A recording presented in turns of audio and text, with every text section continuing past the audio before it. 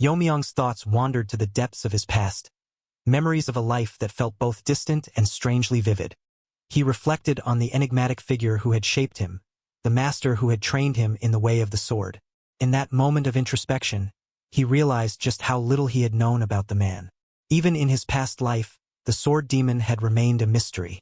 Yet now, through the revelations surrounding the sword ghost, fragments of his master's origins began to surface, offering a clarity he had never expected. He recalled a day etched deeply in his mind, a day when his master spoke words that had stayed with him through lifetimes. His master, a man of few personal confessions, had admitted that before taking up the sword, his life had been devoid of meaning. It was why he had chosen the name Sword Ghost, an identity that embodied both his craft and his solitude. In that same moment, his master had bestowed upon him a name, Yeong. It was a name meant to anchor him, to guide him toward self-definition in a world where he had yet to find his purpose. Yeon-Myeong could still feel the weight of that gesture, the significance of being named by the man who had taught him everything about the sword. Yet, for all the wisdom and power his master had imparted, there was one thing he had never given: his true name. Even in his final moments, as life ebbed away, the master had kept that part of himself hidden. Yeon-Myeong posed a final question, his tone calm yet probing. Murong Hui hesitated, as though weighing the gravity of his answer. When he finally spoke, his words carried a strange sense of inevitability, a revelation that seemed almost too coincidental to believe. The name of the sword ghost, he explained, was Murong Yeon-Myeong. Yeon-Myeong absorbed the information with a quiet acceptance, as though he had long suspected such a truth. The revelation did not stir shock or disbelief within him, but rather a calm affirmation of something he had always felt in the depths of his being. With his mission seemingly concluded, Murong Hui prepared to take his leave. Yet, before Murong Hui could step away, Yeon-Myeong's voice rang out with unwavering resolve, halting him in his tracks. There was no hesitation in Yeon-Myeong's tone. His words carried a sense of shared responsibility and camaraderie, recognizing the bond forged by their mutual practice of the Force technique. He couldn't simply let Murong Hui walk away, burdened by his struggles and vengeance against Heaven's brilliance demon lord. Instead, Yeon-Myeong extended an invitation, a lifeline wrapped in determination. He spoke of a greater purpose, one that aligned with both their goals. The Righteous Heaven Alliance had been founded to eradicate the demons plaguing the world, and Murong Hui's cause was no different. Yeon-Myeong promised his support, his conviction clear. Together, they could overcome the limitations of the Force technique and confront the demon lord who had brought ruin to Murong Hui's clan. It wasn't merely an offer. It was a declaration of unity, a call to arms against the darkness that bound them both. The battlefield bore the scars of a clash between titans, its once serene landscape now reduced to a chaotic sprawl of shattered ground and blood-stained debris. The air hung heavy with the metallic tang of blood and the echoes of a battle that had shaken the heavens. Junghyuk and Namgung Jangshin had exchanged unrelenting blows, their techniques clashing with a force that seemed to defy mortal limits. Amid the rubble, Namgung Jangshin lay sprawled, his body battered and bleeding from countless wounds. Each shallow breath he drew was a struggle, his once unyielding strength now reduced to a flickering ember. Yet, even in the face of defeat, his lips moved faintly, a bitter regret etched into his features as his gaze fixed somewhere beyond the destruction. Jung-hyuk stood over him, unscathed save for the faintest traces of exertion that marred his otherwise composed demeanor. His piercing gaze held no pity, only a cold satisfaction as he surveyed the fallen Sword King.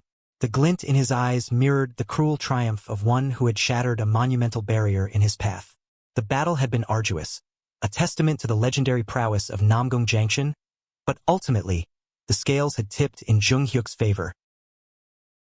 The remnants of his techniques still lingered in the air, a testament to the ferocity he had unleashed. With the Sword King's defeat, the path ahead lay open, unguarded by the formidable wall that had once loomed so large. As the wind carried away the final whispers of battle, the significance of the moment loomed heavy. The fall of the Sword King marked not just a personal victory for Jung-hyuk, but a pivotal step toward a grander, darker ambition. The advent of the demonic world, long foretold and feared, drew closer with every step he took on this blood-stained path. The tragedy struck like a bolt from the heavens, swift, merciless, and devastating. The Namgung family, long-standing protectors of Anhui province and a bastion of the righteous factions, had been annihilated in a single harrowing night. Their stronghold, once a symbol of stability and honor, now lay silent and in ruins. The grim news spread with the urgency of wildfire, reaching the sacred peaks of Mount Hua and Mount Zhongnan, rippling through Wudong's secluded monasteries and Shaolin's disciplined halls. Each faction, upon hearing of the catastrophe, braced itself for the inevitable storm looming on the horizon. The tidings did not stop there. They carried on, racing across the martial world until they reached the headquarters of the Righteous Heaven Alliance, a beacon of unity for those who upheld the ideals of justice. Changsik burst through the Alliance's gates, his breath ragged and his face pale with dread. His every step was frantic, his movements fueled by the urgency of his mission.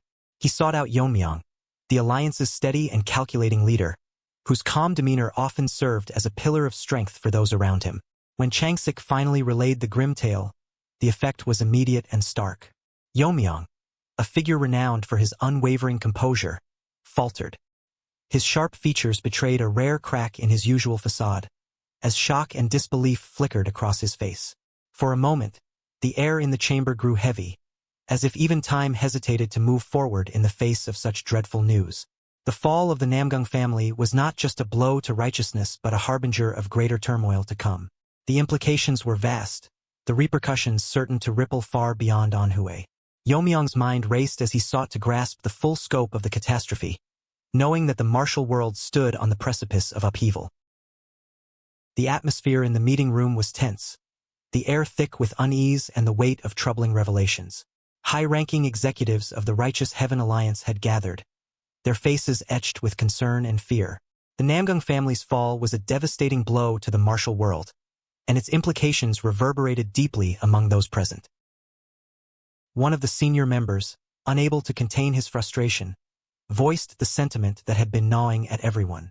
The recent annihilation of the Jigul and Myeong families had already shaken the foundations of the righteous factions.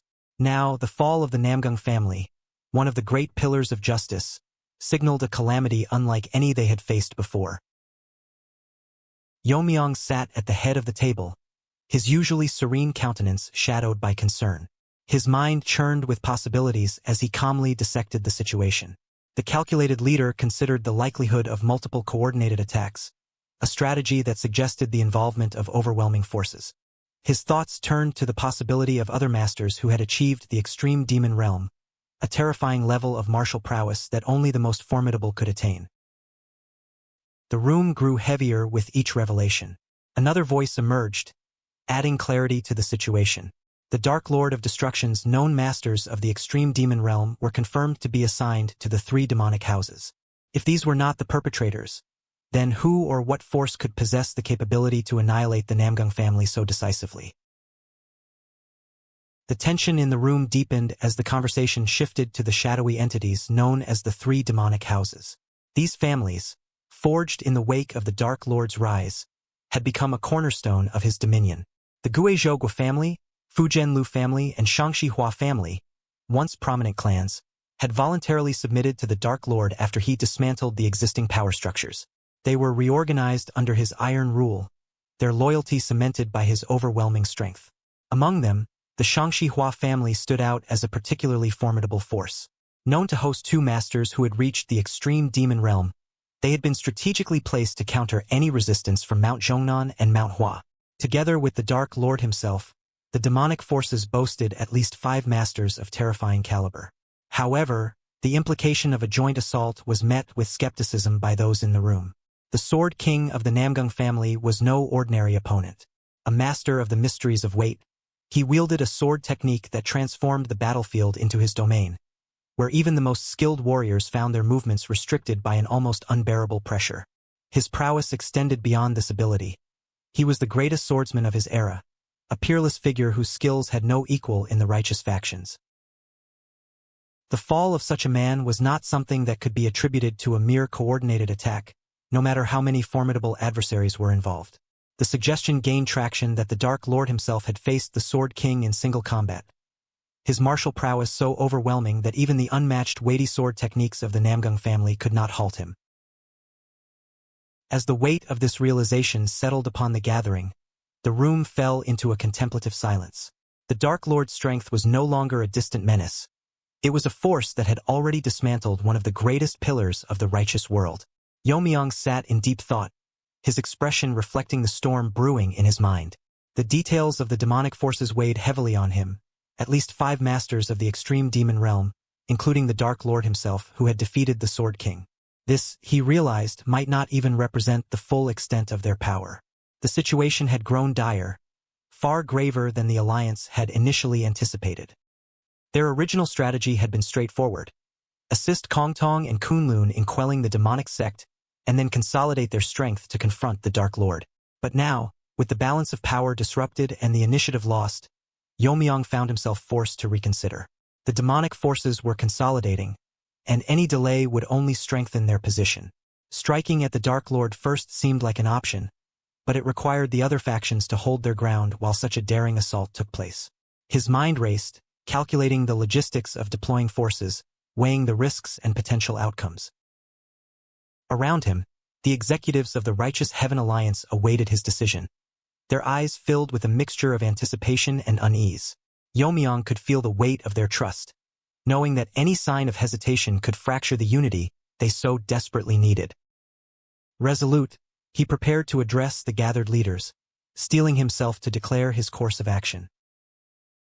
However, before he could utter his command, the chamber doors burst open, and a figure hurried inside, disrupting the tense atmosphere.